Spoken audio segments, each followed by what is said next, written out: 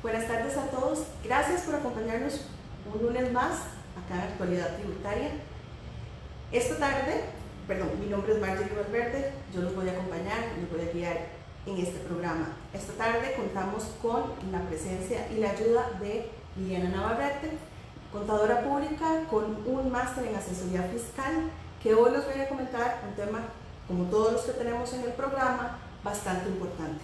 El tema es declaración de rentas de capital mobiliario. Buenas tardes, gracias por acompañarnos. Buenas tardes, Marjorie, buenas tardes a todos los que nos acompañan el día de hoy. Les recuerdo la dinámica. Por supuesto, pueden hacernos sus consultas ahora en vivo. Al final del programa yo les voy a dejar teléfono y correo para todos aquellos que quedaron con más dudas o ven el programa en diferido y por supuesto quieren hacernos llegar sus consultas. Vamos a entrar en materia. Hablemos un poco sobre qué es el capital mobiliario. Claro que sí. Bueno, tenemos que recordar que dentro de las novedades o principales cambios que introdujo la Ley 9635 en su capítulo del impuesto sobre la renta, es el capítulo 11 referido a rentas de capital inmobiliario, mobiliario y las ganancias y pérdidas de capital. En esta ocasión nos vamos a referir específicamente a lo que son rentas del capital mobiliario. En palabras muy sencillas, ¿qué son este tipo de rentas? Bueno, todas aquellas empresas o personas físicas o jurídicas que perciben ingresos que vienen de una actividad relacionada con un bien mueble, con un intangible, por propiedad intelectual. Por ejemplo, los intereses en el caso de prestamistas, que muchas veces creemos que la actividad de prestamista cae dentro de un régimen informal. No, si bien tenemos un régimen informal, también a nivel de la administración tributaria hay una actividad específica que se denomina prestamistas. Bueno, los intereses sobre esos préstamos se consideran rentas de capital mobiliario. Conceptualmente también los planes de pensión, los dividendos o excedentes de cooperativas, participaciones sociales. Sin embargo, estos tres últimos que estoy mencionando están sujetos a otras reglas, no me entran dentro de lo que vamos a ver el día de hoy. ¿Qué otro ejemplo les puedo dar? Muy práctico. Lo que sucede en muchas compañías cuando a los empleados se les paga el alquiler del vehículo. Eso es una renta de capital mobiliario. Las personas que se dedican a alquiler de equipo, eso es una renta de capital mobiliario. El concepto, para que les quede claro, es toda aquella renta que viene de un mueble. Muy bien. Entiendo que la actual reforma trajo cambios al régimen o más bien establece nuevas reglas. ¿Cuáles son? En realidad, como les mencionaba, esto es un capítulo totalmente nuevo. De hecho, lo que se viene es a regular todo este tipo de actividades. Anteriormente, el colaborador que alquilaba su vehículo a la empresa, o una de dos, lo correcto era reportarlo, o al día de hoy también salario en especie, pero si este presente no estaba con una declaración específica. Ahora estamos dando seguimientos a actividades específicas e incluso hay una responsabilidad solidaria entre el que percibe el ingreso y el que paga. Entonces eso es sumamente importante. Muy bien. ¿Cuáles van a ser las dos opciones de régimen para este tema, para el tema mobiliario? Bueno, tenemos que entender el punto de partida. ¿Y el punto de partida cuál es? Este tipo de rentas se considera como rentas pasivas, porque tengo una primera opción. ¿Y cuál es? Bueno, yo me dedico tengo mi actividad lucrativa, dígase, principal, y de esta se me deriva una segunda actividad que dígase que es la renta de capital mobiliario. Sin embargo, como mi actividad principal no es el alquiler, entonces se dice, se integran las rentas y se tributa bajo el impuesto tradicional de utilidades, dígase una tarifa del 30%. Sin embargo, si la actividad de la persona o de la empresa es exclusivamente la generación de rentas derivadas del capital mobiliario, dígase una compañía de rentacar, esa es su actividad principal, no es derivada de otra actividad. Entonces ahí Ya inclusive hay una respuesta de la administración mediante la resolución 1372-2019 donde se indica la actividad de renting no me puede tributar bajo el régimen tradicional de utilidades, debe de tributarme bajo el nuevo régimen de rentas de capital mobiliario y presentar la declaración de 149. Ok, ¿cómo aplican las retenciones establecidas para este régimen? Eso es otro tema que está dando dolor de cabeza y vieran qué interesante porque yo creo que tenemos la mala costumbre de no leer o de no asesorarnos correctamente. Hay un artículo específicamente que nos habla de las retenciones de este régimen que corresponde a un 15%, en donde se define, como les digo, la retención. Sin embargo, de seguido dice, las retenciones o la metodología para aplicar retenciones va a haber una resolución en específico de la administración tributaria y la administración lo va a comunicar 3 meses antes de que entren en vigencia. Hay muchos casos de personas y de empresas que han estado aplicando de junio a la fecha esta retención del 15%. Están haciendo una retención indebida. Entonces es importante, la retención todavía no aplica porque no hay resolución. Lo que aplica ahorita es que el que percibe el ingreso declare y reitero mediante el formulario D149. Importante cuando llegue a aplicar la retención, bueno, para efectos del que percibe el ingreso, esa retención va a aplicar como pago a cuenta si está bajo el esquema de impuesto tradicional de utilidades. Si está bajo el régimen de rentas de capital mobiliario, esta retención será considerada como impuesto único y definitivo. Muy bien. ¿Cuáles van a ser los requisitos o son los requisitos para quedarse en un régimen u otro? El primero es, pues obviamente, tener la actividad principal y que de esta se derive la renta del capital mobiliario. Segundo, cumplir con el requisito que indica el artículo 3T, en donde dice, bueno, tengo como mínimo contratado un empleado registrado e inscrito en la Caja Costarricense del Seguro Social, no tengo deudas ni con la Caja ni con la Administración Tributaria. Que esto también es importante porque cuando se dio la transferencia de información de la ATV con este cambio de la ley, muchos contribuyentes, por no decir la mayoría, están apareciendo con un estatus de morosos. Entonces deben de presentarse a la administración, hacer la gestión, tener sus comprobantes de pago, porque ahorita estamos en un proceso bastante inestable. Los sistemas de información no están con la información final. Entonces, como les digo, es importante poder tener los justificantes y decir, bueno, estoy al día con la Caja, estoy al día con mis deudas en la administración tributaria, para que les puedan actualizar esa condición. ¿Dónde puedo ver esto que vos indicaste? O sea, ¿puedo entrar a la ATV y ver mi condición? Entro a la ATV y en donde veo mis características como contribuyente, hay unos espacios en donde indica, ¿es moroso? Bueno, lo abrimos, si dice que sí, lo abrimos y ahí va a detallar los periodos en que se está moroso.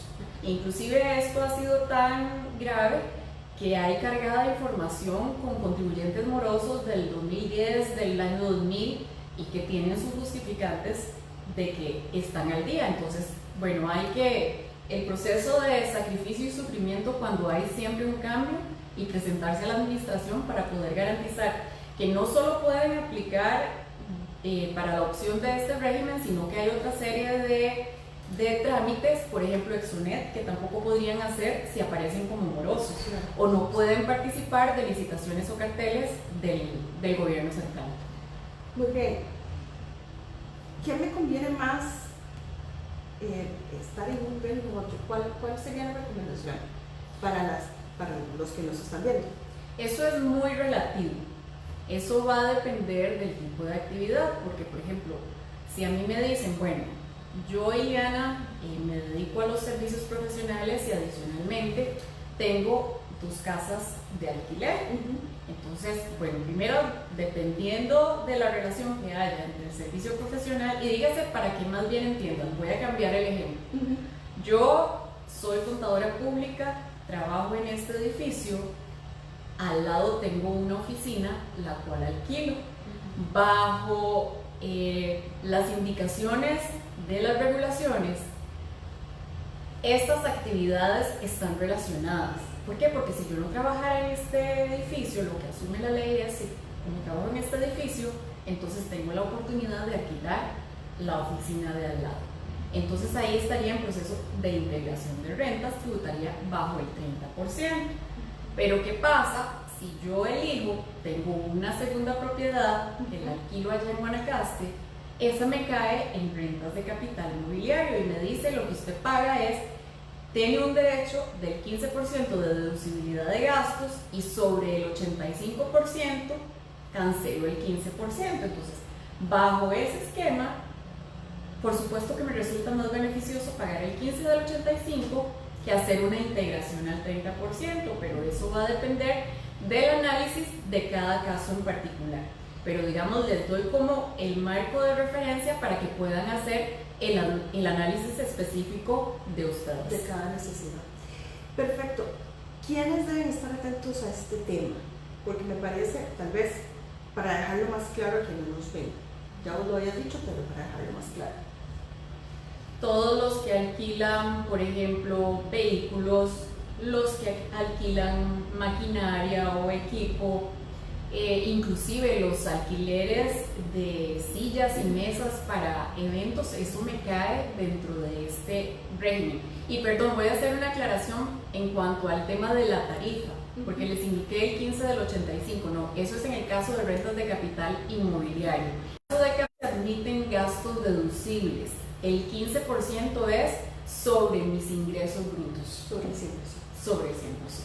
Bueno, por eso creo que es más importante hacer el análisis y tener una asesoría adecuada. Totalmente. ¿Cuándo hay que presentar las declaraciones? Importantísimo, porque vos hablaste de una declaración, ¿cuándo hay que presentarlas? Las declaraciones aquí están confluyendo todas con la misma fecha. ¿Y por qué digo todas? Bueno, porque todo lo que es IVA, capital mobiliario, que es de lo que estamos hablando, las ganancias y pérdidas de capital, todas se declaran en 15 días naturales posteriores a la fecha de la declaración. Entiéndase, si yo estoy trabajando presentando la declaración del mes de octubre, me corresponde, mi plazo máximo es presentarla el 15 de noviembre. O sea, estas hay que presentarlas también de manera mensual. De manera mensual, correcto. Como las del IVA. ¿Qué pasa con gastos específicos como alquileres de vehículos, digamos en el caso de las empresas? Alquileres de vehículos, alquiler de equipo, los famosos leasing, por ejemplo. Ok, en el caso de alquiler, y me dijiste cuál otra, de alquiler y de equipo, esas, si las empresas se dedican exclusivamente a esas actividades, no hay por dónde me caen en rentas de capital mobiliario. Okay. Si es derivada de su actividad principal, régimen de utilidades siempre y cuando comunique a la administración. Para eso también ya hay una resolución, la resolución 60-2009 que salió, si mal no recuerdo, la semana anterior, para que puedan saber cómo presentan su solicitud ante la administración tributaria. En el caso de leasing es diferente, las operaciones de leasing no caen en esta categoría, entonces eso es, dígase, la actividad de un banco o una empresa que se dedica a hacer leasing de vehículos, por ejemplo, eso es régimen tradicional de utilidades. Otra pregunta que nos queda por acá es el tema de la propiedad intelectual, que sé que va a estar incluido en este régimen. ¿Dónde entra este tema y cómo debe analizarse? Igualmente como los anteriores, no hay ningún factor que me lo diferencie. Si yo voy a hacer una transacción y cedo el derecho de una propiedad intelectual que yo tengo, doy la cesión de uso de derecho, eso es una renta de capital mobiliario y la estaré reportando en el D149. Justamente le pedimos a Liliana que nos ayude para que le echemos un ojo entre todos al formulario. Entonces, vamos a mover un momentito la cámara para que podamos ver el formulario y Liliana muy amablemente nos va a ayudar a verlo. Mientras Liliana se conecta, Yo nada más quiero recordarles que para este 29 de octubre tenemos, ya pusimos campus para el seminario Régimen Especial Agropecuario del que estuvimos hablando la semana anterior. Vamos a ver rápidamente el formulario para que Liliana, por favor, nos ayude con esto.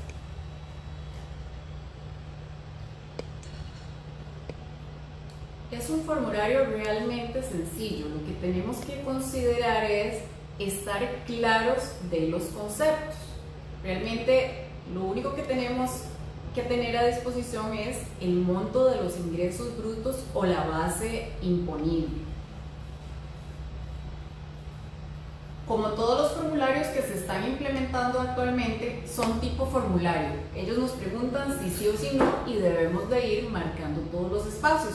Si ven, aquí tenemos 6 conceptos que son exactamente los que se indican en el artículo 28 del reglamento, entonces no hay por dónde perderse, que son básicamente arrendamientos, subarrendamientos, la cesión de derechos de uso, de bienes intangibles, de bienes muebles, la cesión de fondos de terceros, que aquí es donde me entra la parte que les mencionaba anteriormente de operaciones de préstamos, los intereses a quienes se dedican o están en el régimen de prestamistas y las operaciones de reporto o recompra. Entonces, si usted tiene ingresos por alguno de estos conceptos, pues estará ingresando el monto según corresponda.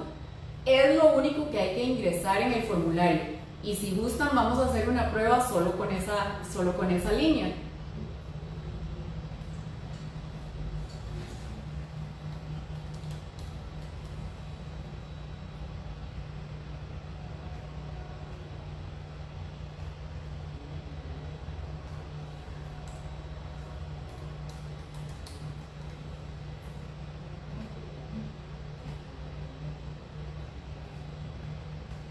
Esto es una pulga del sistema, les voy a explicar. Uno debe de empezar precisamente indicando el número, el tipo de identificación. Si lo hace al contrario, como empecé yo, ella no va a cargar los datos de la persona. Si todavía nos falta afinar algunas cositas. Bueno, ahí no nos va a afectar, lo que quiero es mostrarles cómo funciona el formulario.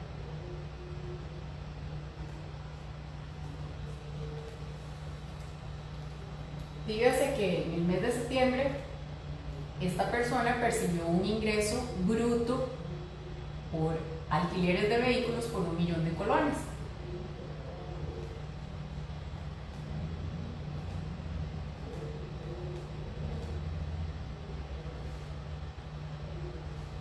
Pero ya creo que esto no es tema nuestro, es tema del formulario en este momento que no carga la información. Pero ahí se va a salvar la información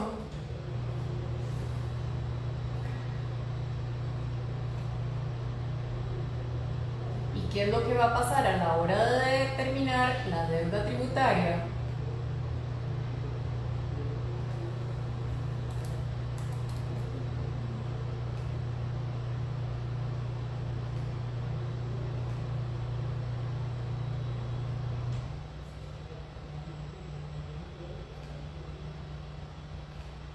Está funcionando, esto es un tema de ATV, el millón de colones debería de haberse reportado en este espacio y donde le damos validar, ella va a hacer el cálculo del 15%. Básicamente, como les digo, lo único que hay que saber es exactamente el concepto que vamos a ingresar y el monto bruto. Que es importante ahí mencionar también, como estas actividades también están sujetas a IVA, el monto que se debe reportar en el formulario no es con el IVA, es exactamente el monto bruto sin el IVA, para estar claros en la posición. Al final, ambos formularios, si yo quisiera cotejar las cifras, deberían de reflejarme exactamente el mismo monto bruto. Perfecto. Ya para ir cerrando, tenemos una pregunta importante acá de GIS-SN. Si pasé a rentas de capital, ¿me puedo salir de la caja como trabajador independiente? Son situaciones exactamente excluyentes, no tiene relación una con la otra. O sea, ella debe de continuar reportando a la caja y por otro lado con el tema de rentas de capital mobiliario. Merlin López nos hace un comentario. ¿Cómo va a lograr tributación controlar que los dueños de casas, a los dueños de casas que no hacen factura?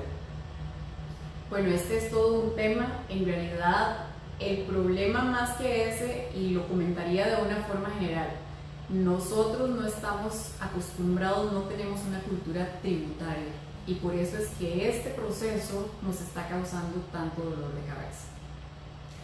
Muy bien, agradecerles a todos los que nos acompañaron, recordarles como todos los lunes que están los profesionales de actualidad tributaria disponibles para ayudarlos a ustedes precisamente para evitar estos dolores de cabeza de los que nos habla Iliana.